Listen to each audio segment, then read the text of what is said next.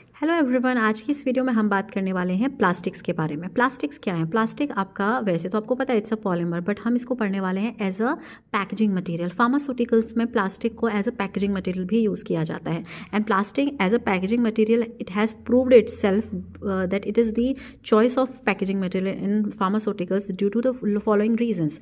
Reason number one is it's the ease of fabrication. Plastic के साथ fabrication बहुत आसान होता है because plastic is a polymer, that mean it is having lots of flexibility and mouldability. तो इसको fabricate करना बहुत आसान होता है। इसी वजह से प्लास्टिक्स का ही इस्तेमाल करते हैं हम ज़्यादातर। हमारी टैबलेट्स की जो ब्लिस्टर पैकेजिंग होती है उसमें हम लोग प्लास्टिक को ही देखते हैं।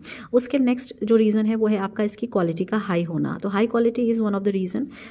थर्ड वन इज़ इसके साथ जो फ्रीडम ऑफ डिज़ाइन है, आपको इसको किसी भी तरीके का डिज़ाइन दे सकते हैं। ठीक है, blister banana is not that easy, but plastics के साथ हमारे पास ये फ्रीडम रहती है कि हम इसको ब्लिस्टर फॉर्म भी कर सकते हैं। We can make it in a strip form. Okay, next is it is extremely resistant to the breakage, यानी कि प्लास्टिक्स के साथ ब्रेकेज के चांसेस नहीं है। And this is the main advantage of plastic over glass. Glass में क्या था, बहुत फ्रेजाइल था, ठीक है, इस वजह से उसमें ब्रेकेज बहुत होता था। पर आपके प्लास्टिक्स को अगर आप यूज़ करते हैं एज अ पैकेजिंग मटेरियल तो it is very highly resistant. And next is it is often safe to the consumer. Plastic की जो अगर आप सेफ्टी देखेंगे तो वो रिलेटिवली हायर रहती है for the consumer also. And next one is there are less chances of breakage losses. तो अब बात कर लेते हैं फार्मास्यूटिकल्स में जो हम लोग प्लास्टिक्स यूज़ करते हैं वो कौन से होते हैं। देखिए, सभी टाइप के प्लास्टिक्स का इस्तेमाल नहीं किया जा सकता है फार्मास्यूटिकल्स में। कुछ ये हमारे पास लिस्ट है प्लास्टिक्स की जिनको आप यूज़ करते हैं। तो पहला है आपके पास पॉलीइथाइलिन, सेकेंड है पॉलीस्टायरिन, थर्ड है पीवीसी पॉलीविनाइल क्लोराइड, नेक्स्ट है आपका पीईटीपी यानी कि polyethylene terephthalate, and second last is polyamide जिसको हम नायलॉन भी कहते हैं, and last one is amino formaldehyde.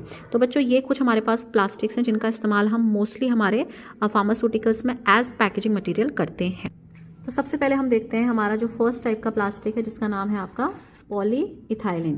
So polyethylene basically क्या है, ये आपका हाई डेंसिटी का जो पॉलीइथाइलिन होता है ये वाइडली इस्तेमाल किया जाता है for container in pharmaceutical industry. जो आप देखते होंगे आपके बहुत सारे सिरप्स वगैरह आते हैं, तो जो वो सिरप्स बनाते हैं आप जो तो जिन कंटेनर में उनको आप देखते होंगे तो वो कंटेनर यूजुअली किसके बने हुए होते हैं, वो बने हुए होते हैं आपके हाई डेंसिटी के पॉलीथीन के। ठीक है, अब इसकी कुछ प्रॉपर्टीज़ होती हैं। पहली प्रॉपर्टी इसकी ये होती है बच्चों that it is very good barrier against the moisture, यानी कि अगर आपको कोई प्रिपरेशन मॉइस्चर से बचा के रखनी है and if you are storing it in the PVC का कंटेनर तो it will be moisture proof. Second is बहुत सारे जो सॉल्वेंट्स होते हैं वो आपके पॉलीइथाइलिन पर अटैक नहीं कर पाते हैं, यानी कि अगर आपकी कोई मान लीजिए आपने कोई एंटी एसिड प्रिपरेशन बना रखी है जिसके अंदर बेसिक सब्सटेंस ज़्यादा है तो it will not gate attack by it. Next one is it remains unaffected by the strong acids and strong bases, यानी कि अगर आपकी फार्मास्यूटिकल प्रिपरेशन एसिडिक और बेसिक है तो भी आप उसको पीवीसी के बने हुए कंटेनर में स्टोर कर सकते हैं। अब बात कर लेते हैं डिसएडवांटेजेस की।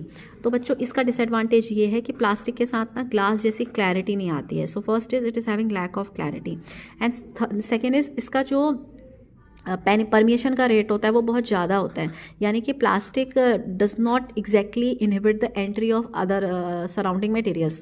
तो इसके साथ परमिएशन का इशू रहता है, इसमें एग्जिट बाहर से आने वाले मटेरियल एंट्री कर जाते हैं। ठीक है, तो ये सब इसके सारे डिसएडवांटेजेस है। अब बात कर लेते हैं हमारे सेकेंड प्लास्टिक की जिसका नाम है पॉलीविनाइल क्लोराइड, जिसको आप पीवीसी भी कहते हैं। पीवीसी के साथ क्या फ़ायदा है, एक तो ये क्लियर होता है और बहुत ही रिजिड होता है। ठीक है, तो ये क्या है, it overcomes the some of the deficiencies of the polyethylene. Polyethylene plastic के साथ क्या था, आपको पता था, उसमें क्लैरिटी का लैक था। ठीक है, पर यहाँ पॉलीइथाइलिन की इस कमी को हमारा पीवीसी प्लास्टिक दूर करता है। तो पीवीसी को हम कैसे प्रोड्यूस करते हैं ये तो आप सब लोगों को पता है, ये पॉलीमराइजेशन प्रोसेस के थ्रू बनता है। आप विनाइल क्लोराइड लेते हैं, उसका पॉलीमराइजेशन करते हैं तो पॉलीविनाइल क्लोराइड बन जाता है। सेकेंड बात ये आती है कि इसमें अगर आप इसके ग्लास बनाते हैं तो सॉरी इसका प्लास्टिक का आप यूज़ करते हैं तो ये बहुत क्रिस्टल क्लैरिटी के साथ आता है।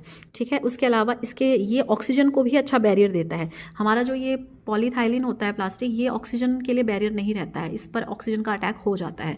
लेकिन हमारा जो पीवीसी है it gives good oxygen barrier also, यानी कि ऑक्सीडेशन होने के चांसेस भी कम होंगे अगर आपने अपने प्रेपरेशन को पीवीसी के बने हुए कंटेनर में रखा होगा। Let's look at the structure of polyvinyl chloride. यहाँ से लेकर यहाँ तक का जो ब्रैकेट तक बनाया हुआ है ये है स्ट्रक्चर विनाइल क्लोराइड का।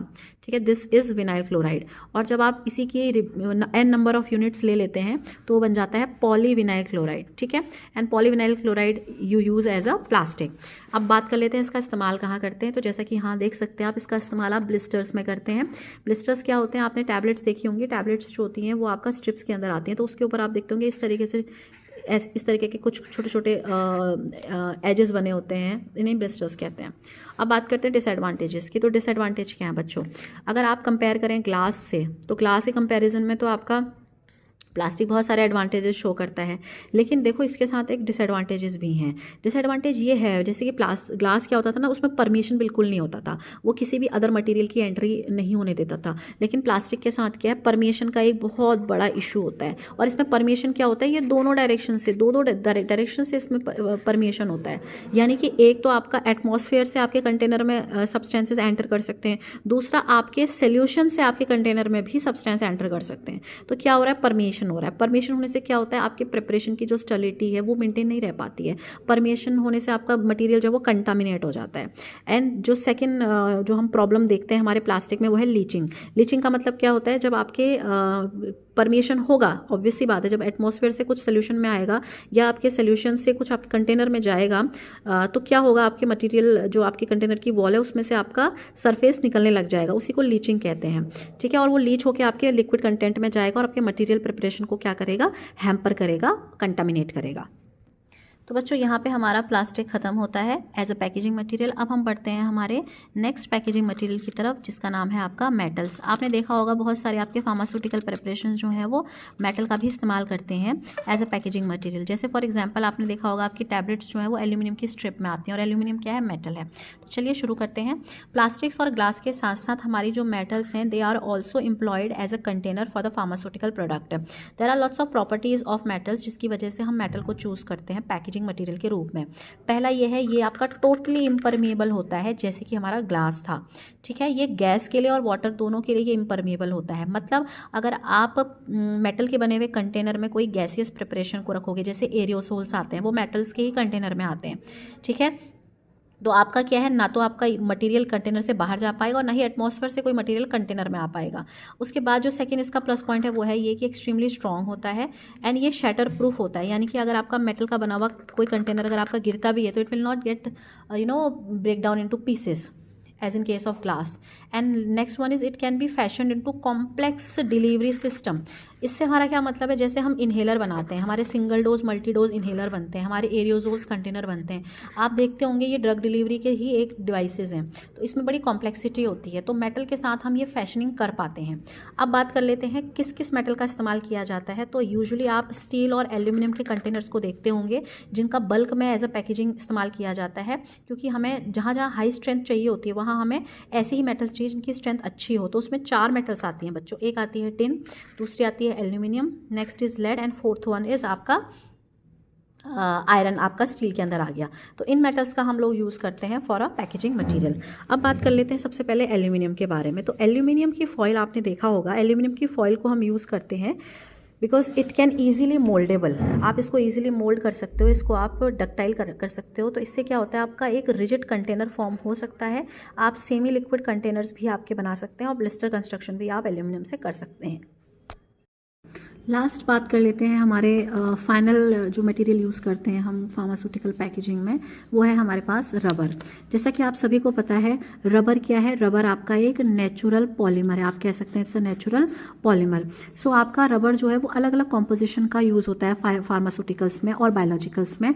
इसको हम एज अ स्टॉपर भी यूज़ करते हैं, कैप लाइनर भी यूज़ करते हैं, और बहुत सारी ड्रॉपर असेंबली में भी इसका योगदान देखा गया है। जो आपका मेजर यूज़ होता है रबर स्टॉपर का, वो होता है as a closure of multi dose vials solutions for injections. आपने देखा होगा जो मल्टी डोज वायल्स होती हैं इंजेक्शंस की, उनमें आपका रबर का कॉर्क लगा रहता है। तो मोस्टली आपका जो मेजर यूज़ है रबर का वो एज अ स्टॉपर ही है। अब बात कर लेते हैं, रबर 2 तरीके के रहते हैं, एक नेचुरल रबर होते हैं, एक सिंथेटिक रबर होते हैं। नेचुरल रबर तो आपको पता है नेचुरल सोर्स से जो आपका रबर प्लांट है वहाँ से ऑब्टेन होता है। Synthetic rubber is made by man.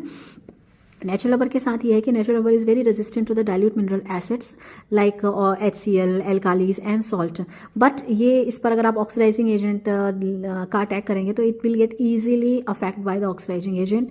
Even benzene and ketones भी आपका नेचुरल रबर पे असर कर जाते हैं। तो हम नेचुरल रबर को एज अ कंटेनर तो यूज़ नहीं कर सकते हैं for storing benzene and ketone. हाँ, उसके जब आप क्लोजर्स बनाएंगे तो क्लोजर्स में आप रबर का इस्तेमाल कर सकते हैं, पर उसके लिए आपको सिंथेटिक रबर लेना पड़ता है।